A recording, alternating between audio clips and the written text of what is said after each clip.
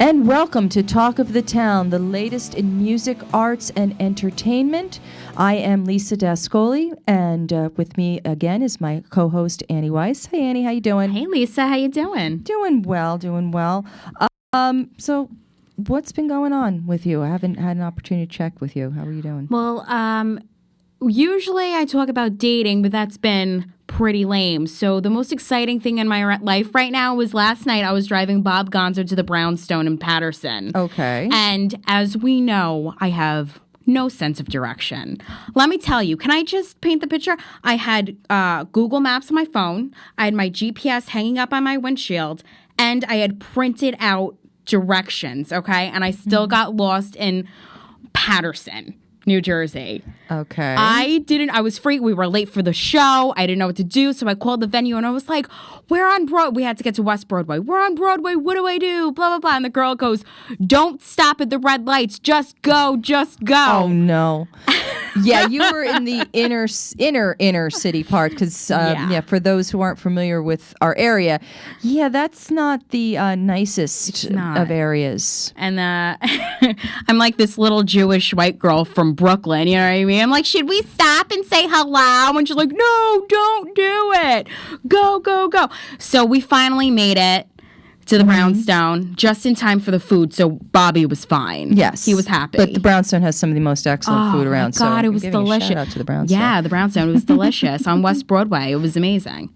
Well, I'll tell you, I don't have a very good sense of direction either, and I never have. GPS was invented for people like me. Me too. And 2 million years ago, when I was doing a direct sales company, I told my father-in-law at the time that I would be doing this and I would be traveling around. And he was so frightened for me. He bought me a cell phone. Okay. Because they were certain they were never going to find me again. And I would invariably get lost. But I think the worst for me, I was up in West Milford, New Jersey, which is very rural. Mm-hmm. And as I was leaving, the woman said to me, now just be careful because as you're driving down the street, sometimes bears come out. Oh, God. And I thought to myself, oh, good God. And I was terrified. I got home, everything was fine. And I had said something. I said, I'm up in the woods where there's bears. I mean, and the week prior to that, I was in the Bronx. Okay. And someone said to me, how can you be afraid in West Milford when you travel through the Bronx? Because I take the Bronx any day. Because if I have to pull over to the side of the road, I got a 50-50 shot with the crackhead. I got no shot with the bear. That's true. And at least the crackhead can give you directions, kind of. And will. And so, yes, I got more of an opportunity with the crackhead than the bear. So that is my philosophy. That's why I'm a city girl. Very much a city girl. Okay, well, we got a lot of great things going on tonight, so let's get to it. Our first guest has been named the greatest Italian-American musician, singer, playwright, and comedian by the New York Pod Cafe Association. He wrote music for Chubby Checker, Rodney Dangerfield's regular opening act at Dangerfield's, and he was inducted into AM Radio History Museum. He's won a Perry Award for his 2013 play, Are You for Sale? And She Loves Me Not. And he has a new play opening April 24th, 25th, and 27th, and May 1st and 2nd. It's called Louie Louie. So please welcome to Talk of the Town this evening, Larry Cutrone. Hey, Larry. Ladies. Hello. Thank you for joining us. I feel like I'm at a pajama party. Well, now that you mention it. Can't I go to jail for this? No, we're all over 21, yeah. Larry. It's all good. It's all good. So, Italian-American musician, singer, playwright, comedian. What an accomplishment. Yeah, some of it's true. How long have you... Not many of what you said was true. No, we all have a past. We all have a resume, you know? This yes. is true. How long have you been writing plays? How long have I been writing plays? Mm-hmm. Yes. Probably started in the early 70s. In fact, Olympia Dukakis, when she was the director of the whole theater in Montclair, which is defunct now, but she was the artistic director. She really encouraged me to keep writing. I mean, I wanted to hang it up at 26, you know. I thought I'm washed up at 26 as a writer. And she encouraged me. She wanted to do one of my plays, but they weren't doing one-act plays at the time. But she wrote me a beautiful, encouraging letter. And so, because of that, I kept going. I kept writing. That's awesome. Now, what brought you to playwriting? What believe you're also a comedian, stand up, yes? Yeah, well, I have 172 recordings of me singing to prove that I'm funny. But actually, the playwright, I started writing screenplays, and I had a screenplay that got to Tom Cruise, and they wanted to do it, and blah blah blah. And what do you call it? The negotiations broke down, and then I went to Harry Connick Jr. And I said, this thing's spinning around and around, and I'm ready to give up.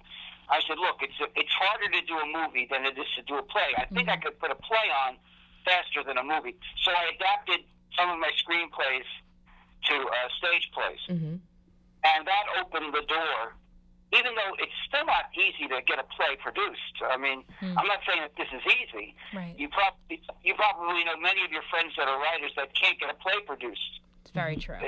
It's hard. So but I was lucky, and I got the first one produced 10 years ago. And I've had 5 productions since then. This is my fifth. Where have your shows been done? Where have your plays been done? Well, my first play was done at Morristown Baird, which is an exclusive school. What do you call it? Like a private school? Prep school. And they have a wonderful theater program there. But it was done with, like, high schoolers. So I brought a few of my professional friends in that did me a favor, and a couple of college guys, and we put on a decent production for my first show there. And then most of the other productions have been done at the Duress Theater in Boonton, which is where the current show, Louie Louie, is being produced. Now tell us a little bit about Louie Louie. Give us a little background on it. Louie Louie is about a gangster from Brooklyn who the mob comes after him, and he creates his own witness protection program. So he decides to come to Jersey and hide out as a cowboy at a dude ranch.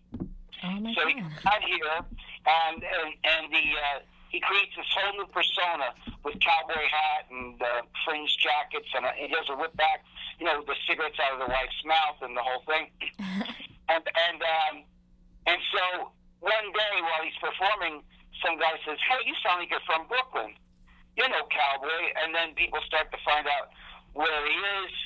And so anyway, his cousin, Louie, well, I don't want to give too much of this away. No, don't give too much away. But go ahead. But he has an accident, and you know what? It's hard to tell you without giving it away. But he has an accident. Let's just say that he has an accident. The mob finds out, and they give up looking for him. Okay. And there's a lot of, probably a lousy explanation of the show, but it's a funny show, and there's some music in it. And one of your dear friends, who I absolutely adore, is in the show, Pam DeVutt. Oh, she's wonderful. My very good friend, Pam. Yeah, Yep. She is so, when you see her, I do hope you come to see the show. Oh, absolutely. I'm really looking forward to it. Well, let's tell everybody who's listening too. Where can we come see the show? Where is this? Where are you performing it? It's at the Duress Theater at 615 Main Street in Boonton, New Jersey. You can call the theater and make reservations. The nice things about reservations is you don't have to pay over the phone. They'll reserve the ticket for you, and they'll hold it, and then the day before they'll call you and make sure that you still want it. And if you want it, then you can pay, or you can pay at the door. Okay. Okay. And tickets are how much? Tickets are $20, and the phone number is 973-334-9292. And just to remind everybody again, opening night is April 24th, and it's 2 weekends. Yes, April 24th, 25th, 27th, May 1st, and I'm sorry, 24th, 25th, and 26th. 26th. Oh, And May 26th. 2nd. Okay. Well, I'm sorry, that's a typo on my part. So it's April 24, 25, 26, and May 1st and 2nd, and that is in Boonton, New Jersey. And again, the phone number for tickets is 973-334-9292. And just a couple other things I'm really excited about your new play, but tell me something about your other two plays, the ones that you won the Perry Awards. Are You for Sale and She Loves Me Not? And by the way, not is spelled Knot. Just, so we Thank get you. a little... That is important because it shows a couple in a knot. And the cartoon says She Loves Me Not, and they're in a knot. That's actually about Livingston, New Jersey. Okay. Isn't somebody got a connection to Livingston, New Jersey here? Well, I work in Livingston, New Jersey. And Nanny has some connection or no? I think it's just because I'm Jewish. Well, anyway, it was a play about Livingston, New Jersey, and the governor got wind of it, and I got a DVD to him, and he cited the show and the cast for winning the Perry Award and sent an official letter that we have framed. It's really nice. It was a nice gesture, but he loved it, and he knew some of the teachers that were inferred into the show and some of the situations and landmarks. There's a lot of landmarks in Louie Louie, a lot of Jersey stuff. Mm-hmm. You guys are probably young, but there's references in there to like Olympic Park and Jimmy Buffs and. Oh no, Jimmy Buffs! I grew up in West Orange, so yes, I'm very. Yes, I am. I'm a Jersey girl through and through, and grew up in West Orange, and so these are a lot of things you're telling me. Mom and Dad would know them a little better, but I do remember all of these things you're talking about. We talk about Star Pizza. Star Pizza, yes. There's a lot of references in there, a lot of Jersey stuff too. Very good. And are you in any of the shows, or you just write? I've always resisted that temptation. My wife would say, "Why don't you? You could play this guy. Why don't you play him? You could probably play it better than anybody." And I really don't want to pull a Jerry Lewis, I don't want to like the actor, I get the coffee, So I've resisted that, and I'm glad that I have. I mean, I perform, 2-3 shows a week still, so I don't have to do that. I don't have to be on stage. And where are you performing next, Larry? So our audience can know where to find you if they want to come see you perform. I was just at the Tewksbury Women's Club for a big fundraiser last weekend. Geez, I don't have my calendar in front of me. What am I doing? I don't have the calendar in front of me. Oh, that's okay. That's okay. Louie Louie starts in less than 2 weeks, so I've been putting a lot of energy into that. But I'm at the Hanover Manor, I think, this weekend. Okay. I don't know. I got to look at the schedule. Anyway, but I perform 2 to 3 shows a week. All right, you are a busy man. Yeah. Well, thank you so much for coming on our show, and best of luck with Louie Louie. And again, that is coming up on April 24th, 25th, and 26th. Tickets are $20, and that is in Boonton, New Jersey. And the number to get tickets is 973-334-9292. Larry, thank you so much. Very nice of you. Very nice of you. I hope to see you all there. Yes, Alrighty, thank we'll see you. Take Have care. a good night. Thank you. Bye-bye. Bye. You are listening to Talk of the Town on broadbandboxoffice.com. We are on the air the first Wednesday of every, I forgot what day of the week it is, the first Wednesday of every month, 8 p.m. And you can always listen to old programs that are archived on the website, so you can always listen back and hear your favorite performer, and just keep up with us. We'd love to hear from you, so please like us on Facebook and give us your comments. We have another wonderful guest this evening. We're lucky as anything. I'm telling you, I am blessed that this show has had so many phenomenal guests, and I don't even know where to begin. And we have over what? 1,000 listeners. Over 1,000? Almost 2,000 listeners? It's really... Lisa, humbling. I thought it was my mom and her 2 sisters. I didn't know. The people actually listen to us? Yeah, because every time I try to talk to my mom, she turns on the TV or raises up the radio or walks away. And I'm like, oh, nobody, okay. But people are listening. This is cool. Well, it's because we have good stuff We going on. We do. We have good stuff. We're very going on. lucky. So yes, and we are so lucky. I'm so pleased to introduce our next guest. Gretchen Reinhagen is a amazing singer and performer. We have some cabaret royalty in our show. Yes. This lady is at the Metropolitan Room. She will be performing on May 4th. It is the second show in the series. April 1st was her first, April Fool's Day. So we got a little story going on there. I don't know what it is, but she's going to tell us. And it's called Reinhagen Redux. So without any further delay, Gretchen Reinhagen, thank you so much for coming this evening. Thank you so much for having me. Our pleasure. It's a pleasure to be here. Yes. So, second in a series. Yes. And the first one was? The first one was called Almost Blue. So the series itself is called Reinhagen Redux because I just kind of liked the alliteration. And so then I built it backwards. What I really wanted to do was bring back some old shows. And that's kind of what this whole series has been about. So I've got 3 separate shows that coincidentally have 3 different musical directors over 3 months. So we started on April 1st and with a show that I first did 6 years ago called Almost Blue, which I absolutely loved. We had I had 5 women join me, all girl band. I had piano, bass, drum, 2 backup singers, and me. And it was, as the title would suggest, a bluesy show, but only almost. The title song, the Elvis Costello Almost Blue title song. And I liked that because it gave me a loophole, if I wanted to do something that wasn't a blues. Right. But the show itself was certainly very bluesy. And we really revamped the show because it had been 6 years since we'd done it.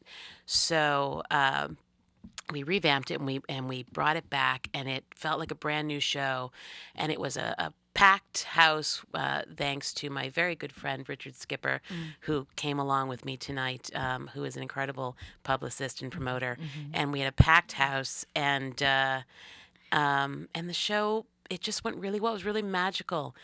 And but yeah, for the April 1st, I kind of backed into that date. So I knew that I wanted to do this show that's coming up next that we were going to talk about tonight, Special K, which is a tribute to Kay Ballard. I wanted to do it on May 4th in particular because some of the awards you mentioned, May 4th is the 5-year anniversary of having won all of those, which was really special to me. Yes, a Triple Crown winner in 2010, Nightlife Award, MAC Award, Bistro Award. Most performers hope to win one of those. And you just walked away with all 3. Amazing. It was a magical year for a magical show. I mean, the show had a life of its own, and I was just the lucky singer who got to be a part of it. It was an idea that I'd had, but when it was all said and done, it really was a large group of people that came together to help create this for me. And I got to sort of go on this roller coaster ride with this show that was just so well accepted. And I had been a part of the New York cabaret community for a little while at that point, and all of a sudden, here was this show that everybody was responding to. And I remember each of those awards, they each had a different kind of exciting experience about them. With the Nightlife Award, it was getting the email. They notified you by email that you had won, so that they tell the winners ahead of time so that they're all there and you perform, and that's your acceptance speech. So I got the email. I happened to be awake, couldn't sleep. I found the email at like 5 o'clock in the morning. Wow. And I started jumping up and down as quietly as I could because I was so excited. And I went and woke my partner up, and who got up and made me coffee, and we celebrated, and then she went back to bed. That is a nice. That is a very nice partner. That was very sweet of her. And then the next thing I know, I was getting the call from Richard actually, and Sherry Eaker, that I'd won the Bistro Award, and that was, I got to the awards. It was a particularly long show that year, I remember, and they had asked me to go last. Oh. But all of a sudden, they had a few different hosts, one of whom was Clea Blackhurst, who I'm a huge fan of, and she had done a very special Ethel Merman show a couple years prior, and here was this artist who I was a big fan of who got up to introduce me and gave me the most beautiful introduction about how proud she was that, I had gotten up and done this show to this legend. And it was that moment and walking out on stage that was so special to me. It's like each award had their own little special moment. And then for the MAC Awards, even before they announced the winner, they announced all the nominees. And when they read my name, the whole audience just exploded. And it was that moment that I went, I have friends and people that cared about this show. That was the moment. It wasn't hearing my name was really special, but hearing the acceptance and the validation from the crowd in the room, that was it for me. Well, you gained respect. Yeah. And what I find with, and I'm going to try and phrase this as well as I can, the people in the performing community, they don't play. Yeah. And if you are not on your point, if you are not up to snuff, there's not a whole lot of, head patting and it's okay. No, you better be on point. So for you to earn that, you earned it, baby. You earned it. Thank you. Hard work. Thank you. Yes, that is wonderful. Yeah. Now, I understand you have 2 selections, and I'm very excited to hear it tonight. I do. And because I do want to talk more about the Kay Ballard show, and I want to find out more background on that. But the first selection, I believe, is Name Dropping. It is. And that is from the Golden Apple. No, this one is actually a Dale Gagne, a special material. It's a standalone song. It's a comedian that Kay really loved, and she found this song and covered it, and I'm very excited, and so we thought tonight that I should give you a little preview of that show. So I'm going to give you a little preview with these next 2 songs. Is Shelley long or short? Is John Gill good all day? Did Van Gogh to court? And what does Ernest Hemingway? Is Glenn close? Was Jamie far? Did Danielle steal your thunder? Can Tommy tune his own guitar? And what did Stevie wonder?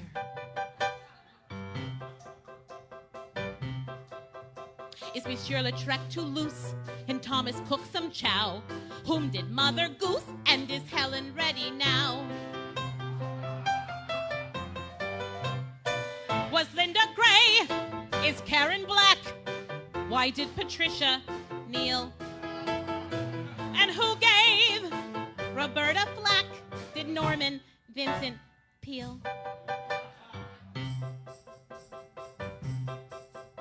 Does Claire bloom in the fall? Is Tony newlywed? Whom did Lucille ball? And who gave Edith head?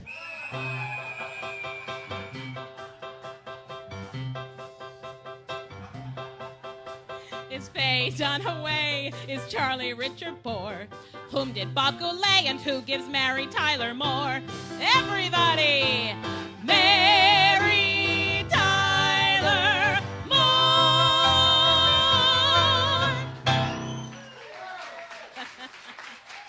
What a fun song. That was so much fun. I still love doing that song.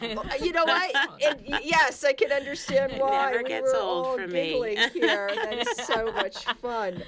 Now, what drew you to Kay Ballard? Of all people, why Kay Ballard? It's funny.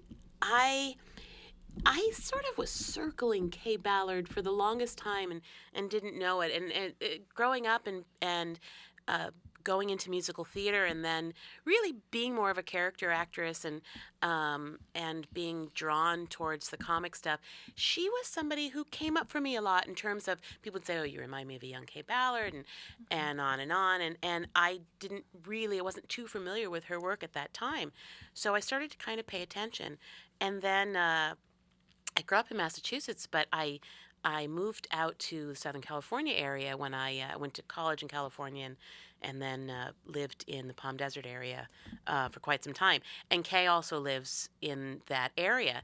And as I got involved with the theater community, soon I had friends in the community that knew her. And I never got to meet her. But again kept hearing. I said, I really need to meet her.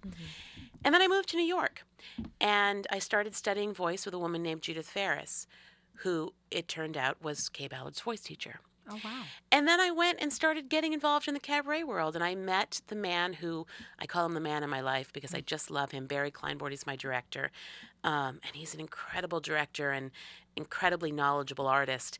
And I met him first at a workshop a few years before I did the show, and he had been Kay Ballard's director. And I went, okay, there's something here. I need to, and all I wanted was to meet her. And then I was talking with my partner at the time. We were talking about what show we wanted to do next, and I said, I want to do a tribute show. I'm thinking about the artists that I'm really drawn to, that I really love. And she said, you have to do a Kay Ballard show. And all of a sudden I went, oh my gosh, that's exactly what I want to do. I had to be reminded of that. And then I was so nervous that it was such a great idea, and I knew it was going to take me a really long time to do it, that I thought I was doing a day job in investment banking. And every deal that can't be made public, you project code. So I said, we have to project code this. And Barry came up with the name Special K as the title for the show. So I called it Project Serial for about 2 years while I tried to figure out putting the show together. And when it all was said and done, I had, of course, gotten to meet her, and we opened the show in California. We did a special 2-act production at the Annenberg Theater in Palm Springs, and she was in the audience.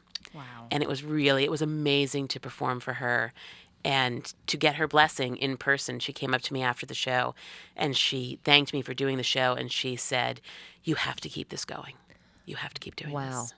Yeah. What a validation. Yeah. It really, really was, because there's so much that I didn't want to do the show. I'd written to her, and I didn't want to do it without her blessing. That was important to me. And at the end of the day, it's still a very small world and a small community. And I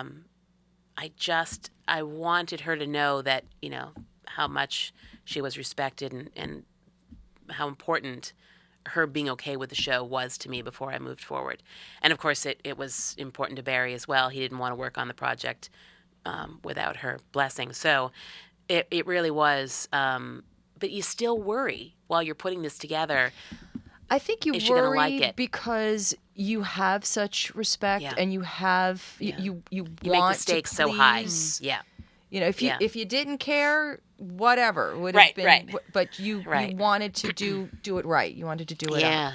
Yeah. And I just want to remind everybody that it is at the Metropolitan Room, May 4th, 7 p.m. Yes. And please, make it your effort to come and see such a wonderful and just classy production. Yeah, That's thank you. Richard and I talk all the time about performers and doing things with class and with just caring and doing it right. And the Metropolitan Room, and this is a great venue for such a production. It's a lovely venue. Yeah, it's very pretty. Now your next show after that.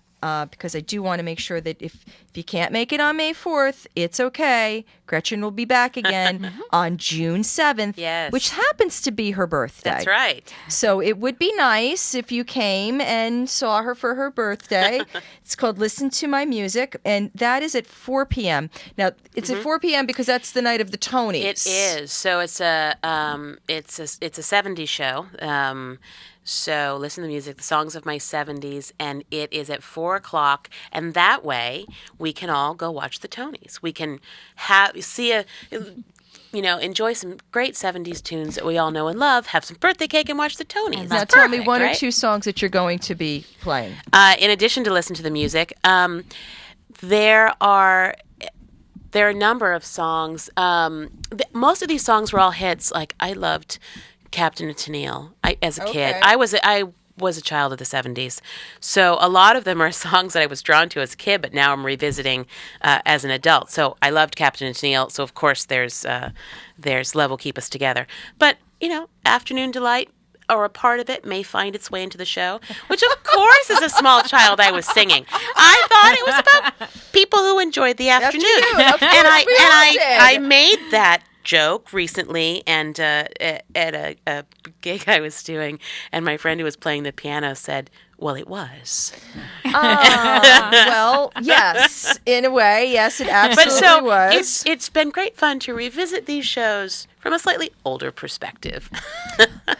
Revisit these songs. Because music does hold memories, regardless. You know, you go back to these shows and oh my goodness, I remember that song. I remember what I was doing during that song. Sure. Speaking of which, I want to hear another selection. Okay. Okay. This one is this is Lazy Afternoon. This is from the Golden Apple.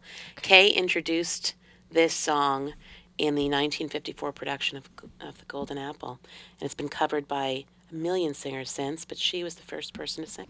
Okay.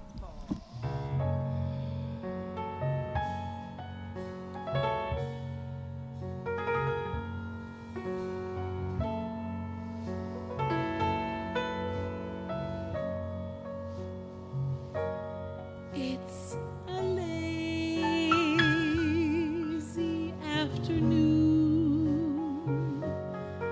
and the beetle bugs are zooming, and the tulip trees are blooming, and there's not another human in view but us two.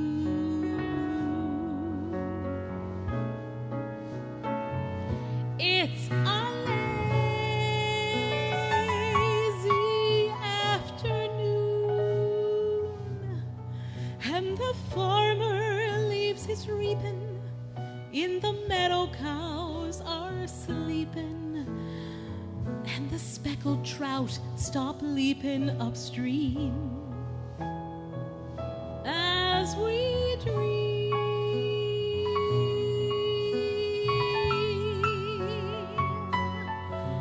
A fat pink cloud hangs over the hill, unfolding like a rose. If you hold my hand and sit real still, you can hear the grass as it grows.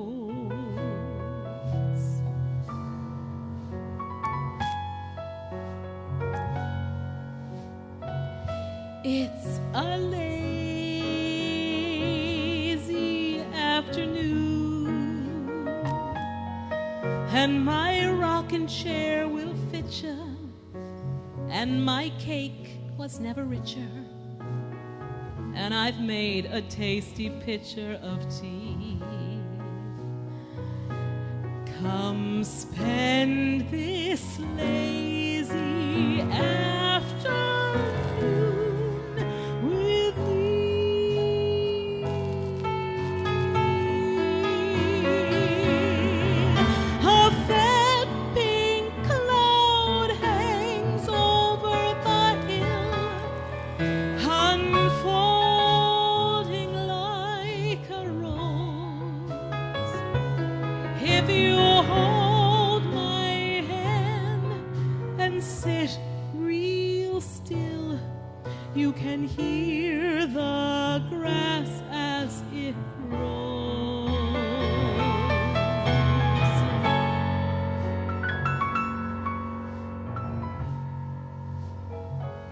It's a hazy afternoon, and I know a place that's quiet, except for daisies running riot, and there's no one passing by it to see. Come spend this lazy afternoon with me.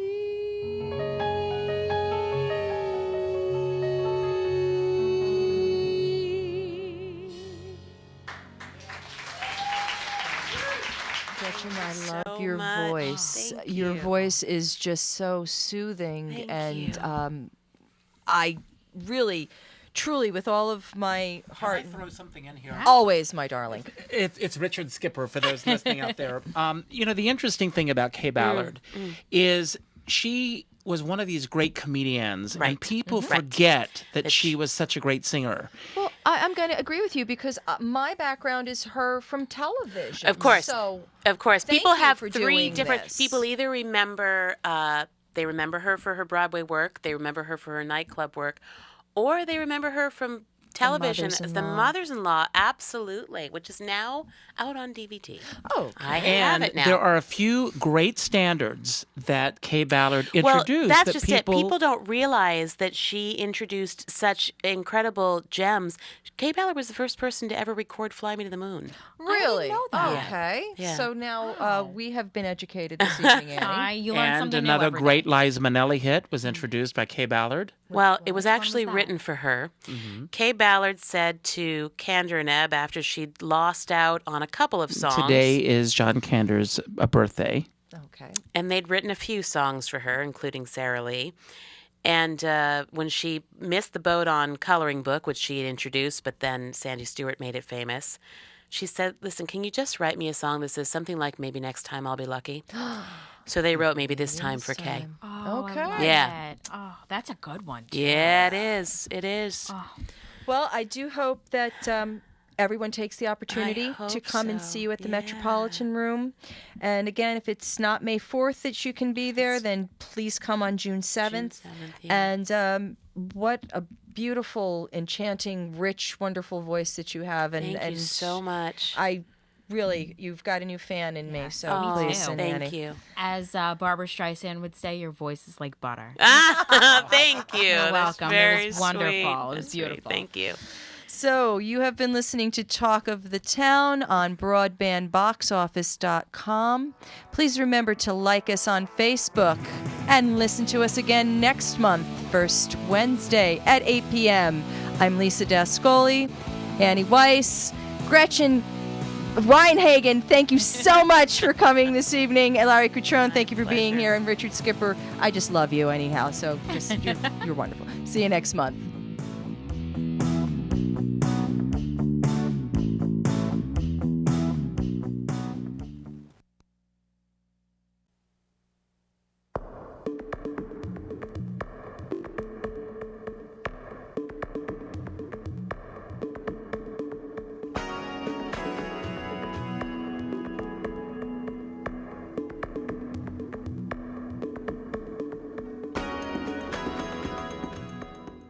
Hello, this is Dr. Barry Prstowski. I invite you to watch Courageous Doctors, an exciting new show on Broadband Box Office about how healthcare is affecting you today. Hi, I'm Randy Lupo, host of The Randy Lupo Show on Broadband Box Office. Wait, is that a tongue twister or an alliteration? Come meet my favorite people, comedians, actors, writers, spiritual people, and everyone in between. I'm looking forward to seeing you.